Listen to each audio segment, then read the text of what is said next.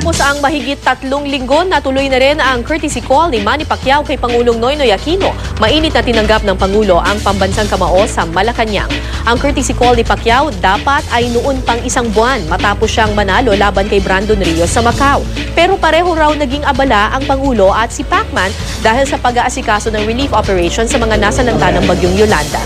Naging pribado ang pag-uusap ng dalawa at nang tanungin si Pacquiao kung ano ang kanilang napag-usapan, kapansin-pansing hindi niya nabanggit ang tungkol sa kinakaharap niyang tax case sa BIR. Nandun rin tayo sa panahon ng kasagsagan ng Yolanda. Siya rin mismo nagpunta doon at tumulong.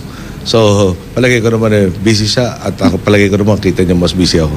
So, wala namang other point other than yung scheduling conflict. Nag-uusap kami about yung boxing kay Muhammad Ali, mga mga great. Tapos yung sumo wrestling ba yun? Sa Japan. At saka nag-usap kami about yung shooting competition.